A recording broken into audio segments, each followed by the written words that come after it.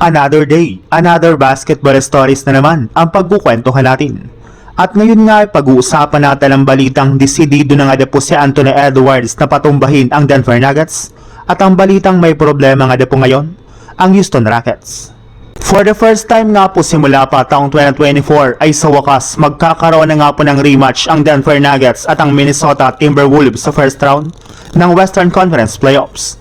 Kung inyo nga pong matatandaan, naging napakainit nga po ng kanilang paghaharap noon kung saan umabot pa nga po sa 7 games ang kanilang laban, kaya inaasahan nga po na magiging pisikal ang kanilang bakbakan.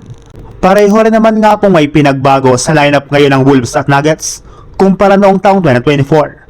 Pero hindi nga po kagaya noong huli nga po nilang paghaharap, ay mas limado na nga po ngayon ang Denver Nuggets laban sa Timberwolves since hawak rin naman nga po nila ang home court advantage ng kanilang serye.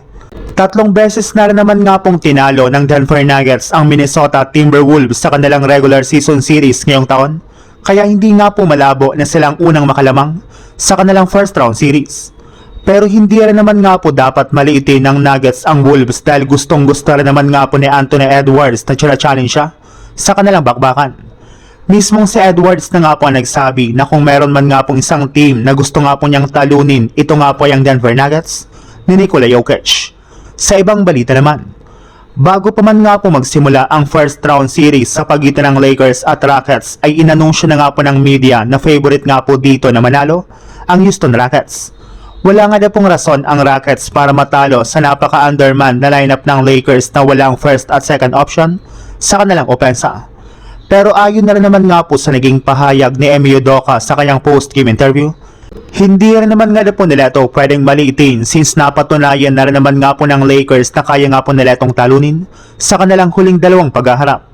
Hindi pa rin naman nga po nila masyadong nasusolusyonan ang ginawang depensa ng Lakers sa kanilang superstar na si Kevin Durant.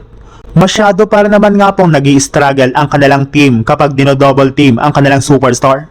Kaya ito na nga po ang dapat nilang paghandaan kapag kalaban nila ang Lakers sa first round ng playoffs. Mahirap para naman nga pong kalaban ng Lakers lalo na si LeBron kaya hindi para naman nga po ito dapat basta-bastahin sa kanilang serye.